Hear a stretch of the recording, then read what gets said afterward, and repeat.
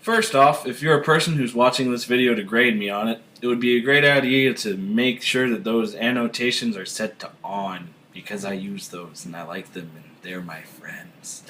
So let's take a look-see at what we'll be discussing here. No. Nuh-uh.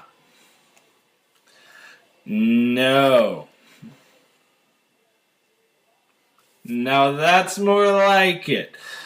So now, piracy, as I'm sure you know, is a really big issue in the world of today. There are many possibilities for a solution to this. However, government agencies should not be able to shut down websites for at least a handful of reasons. Music by no means is the only thing stolen. It's accompanied by movies, music videos, and t-shirt designs, the likes. The obvious problem with piracy is that it essentially steals profit straight from the producer of the idea and kills their incentive for original innovation. The government has been trying to stop this since before you can buy a record, but as technology has grown, so has the versatility and ease of intellectual theft. Nowadays, when you enter a song title into Google, the 5th or 6th link on the list is a file sharing site.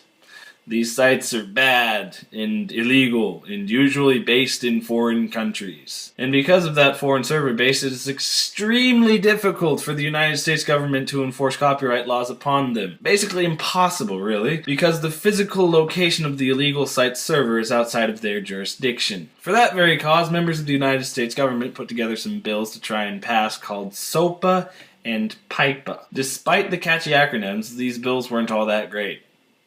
At all. The two bills worked almost hand in hand, striving towards the same goal: killing online piracy in these lovely United States of ours. But unfortunately, the bills didn't add up. They had some major holes in the lining. What these bills tried to do was stop the problem at the second stage. That is, instead of turning off the faucet, they tried to stick a cork up the tap. Instead of shutting down illegal sites from their server base, SOPA and PIPA intended to use what's called DNS blocking, which means blocking reportedly illegal sites from major search engines such as Google and at your internet service provider. The reported sites would still be there, but it would be very, very, very difficult for the average Joe to gain access. Here we see the first problem arising in that these bills give the government the ability to shut down websites. The government shutting down websites that they don't like.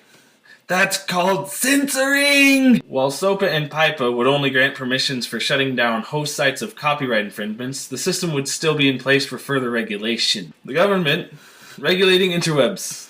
That's how they do it in China. China's a communist nation. The way we see it here, communism is not a good thing, nor is interference with the First Amendment or any of the rights it grants, which is what many people fear this law set will grow to be. Also, if you're like me and have family in foreign countries, this bill could majorly affect your relation with said siblings. Say my aunt has an awesome sauce blog that I check out on a regular basis to see how she and my uncle and my cousins are doing. But one day she puts up a song on her site that she didn't produce herself, aka anything she listens to or has on her iPod. Bam! Website gone. This guy will never see it again because it is no longer a part of the United States interweb. Speaking of this guy, guess what I would take partial blame for were this bill to pass? The death of YouTube. This very channel through which I am speaking to you would completely cease to exist because of the increased stress on unoriginal content. Also going with it would be Facebook, Twitter, Tumblr, Pinterest, and every other place where it's possible to post a song that you didn't write. Even I have unoriginal stuff on YouTube. Completely innocent stuff like videos on how to play songs other people wrote. But with the bills, these videos, which are linked in the doobly-doo, would be gone forever! Also saying its farewells would be the typical YouTube lyric video. Want to sample a song before you buy it? Too bad.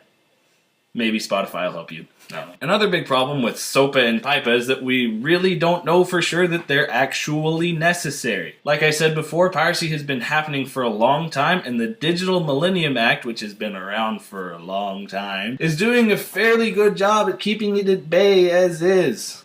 Is potential censorship really the price we need to pay to keep pirates at bay? Do we really need laws that almost expect the general public to commit intellectual property theft? Lastly, who's really benefiting from all these uptight infringement laws? About 80% of people out of a test group admitted to buying at least one album because they had pirated the CD to sample it. Do people really need to sample big hits like One Direction or Jason Mraz? No.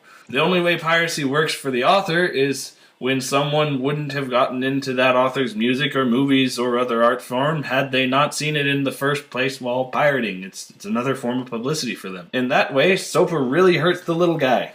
Even some legal sites like SoundCloud would go with the bills, and with them a big chunk of almost any small band's publicity. Small-time actors wouldn't make much off of anything that's not a blockbuster, and life would not be so nice for the talented people trying to make a living of selling you entertainment. So support your local business goes right down the PIPA with the SOPA water, along with the future of the First Amendment and pretty much all social media sites. Piracy needs to be fixed, but SOPA and PIPA are most definitely not the way to go about it. Thanks for watching. Citations in the doobly-doo.